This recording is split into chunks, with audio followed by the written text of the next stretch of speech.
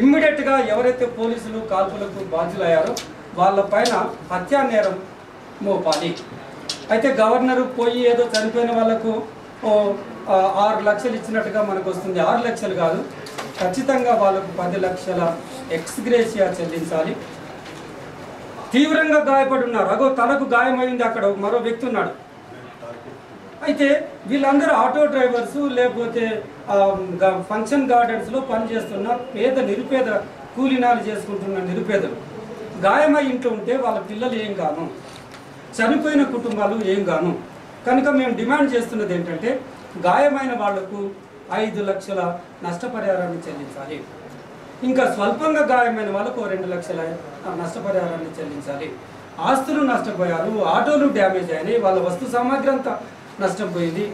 కనుక దానికి నష్టపరిహారాన్ని చెల్లించాల్సిన బాధ్యత ప్రభుత్వం పైన ఉంది.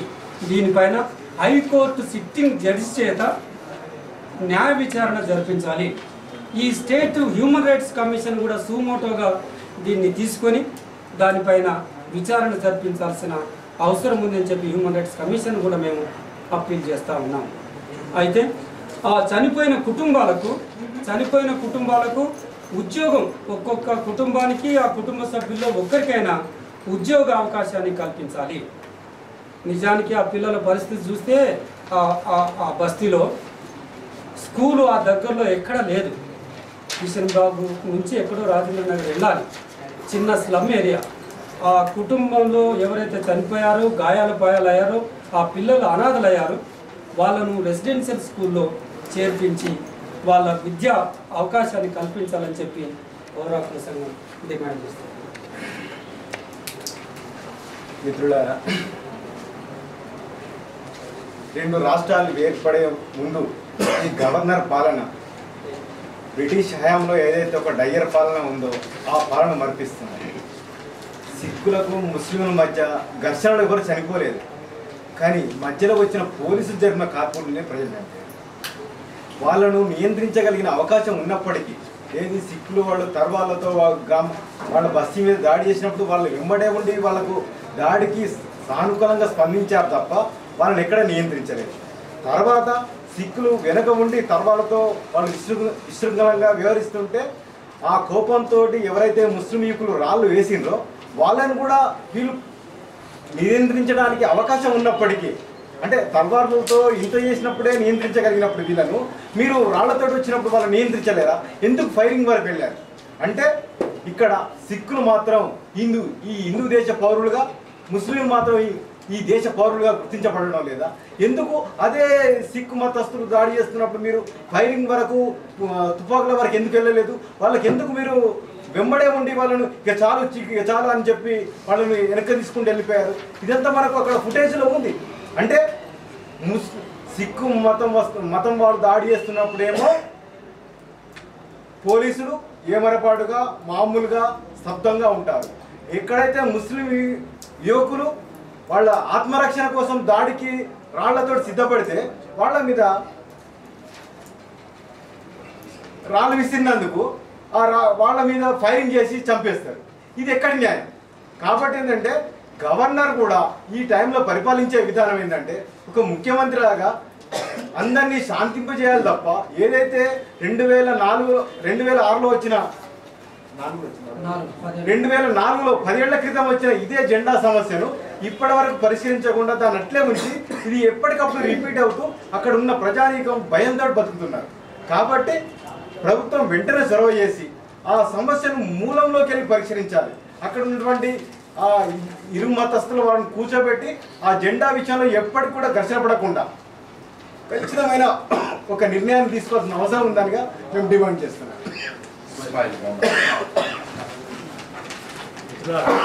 ఇప్పటిదాకా మా రాష్ట్ర కమిటీ బాధ్యులు చెప్పినట్టుగా మీ దగ్గర ఇప్పుడు ప్రకటన కూడా ఉన్నది. మా ఫ్యాక్ట్ ఫైండింగ్లో మేము పౌరత్వ సంఘంగా డిమాండ్ చేస్తున్న అంశాలు ఏవైతే ఉన్నాయో ఆ డిమాండ్లు మొత్తం నెరవేరే వరకు ఈ ముస్లిం మైనారిటీలపై జరిగిన దాడులు ఏవైతే ఉన్నాయో దీనికి మా డిమాండ్స్ మొత్తం పరిష్కారం అయ్యే వరకు ఈ ఉద్యమాన్ని కొనసాగిస్తామని, దీన్ని మరింత ముందుకు తీసుకెళ్ళి ఈ డిమాండ్స్ మొత్తం నెరవేర్చే వరకు ఈ పోరాటాన్ని కొనసాగిస్తామని చెప్తున్నాను. మీరు ఏమైనా అడిగేది ఉంటే అడగండి. బాధితుల దగ్గర ఎవరైనా మాట్లాడుతుంది వింటామంటే కూడా మాట్లాడారు.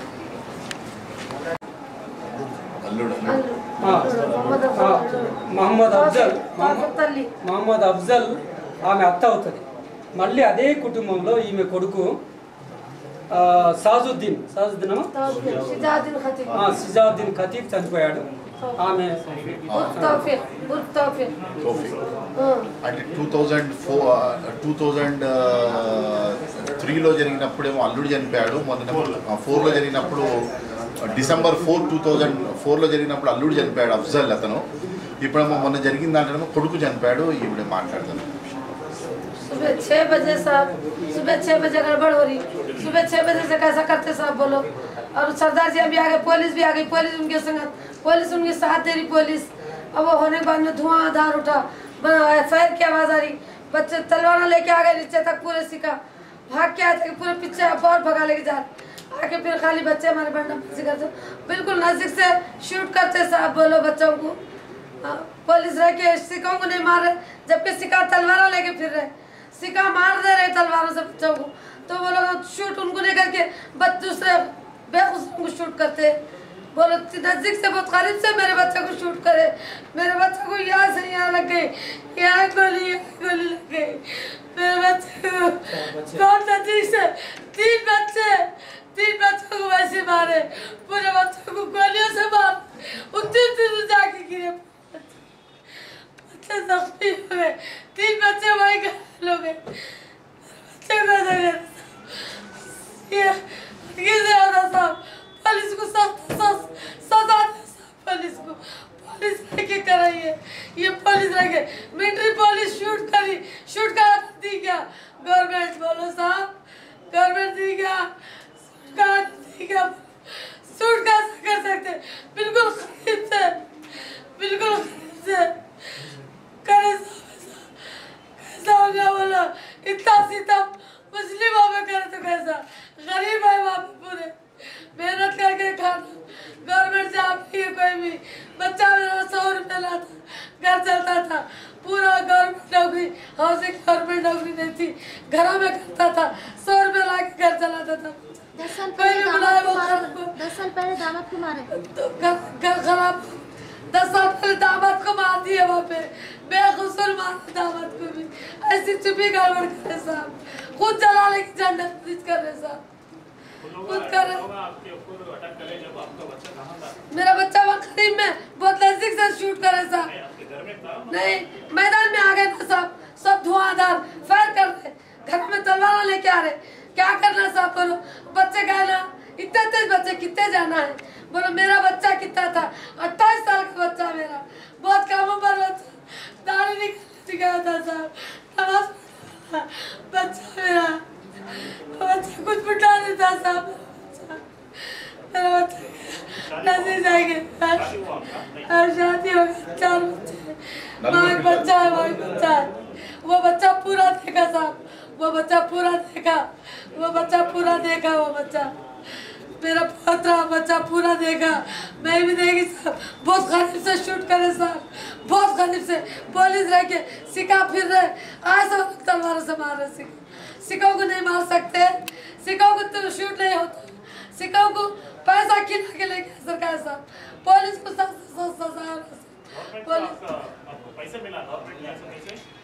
मिला साहब. वो मिला मगर चेक मिला गवर्नमेंट से, 6 लाख का चेक 3 जनों को मिला. 3 जनों को. मेरे घर में 3 फैमिली की जिम्मेदारी थी बच्चे के ऊपर. 3 फैमिली के बेवा बच्ची, अफजल की विधवा, 3 फैमिली. बच्चा बड़ा बच्चा बीमार है घर में, उसके 4 बच्चे, इसके 5 बच्चे. भाई बच्चा 100 रुपये ला तो खोल के खाने वाले, वो बच्चे पे जिम्मेदारी. మొత్తము ఇంతకుముందు చనిపోయినటువంటి కుటుంబము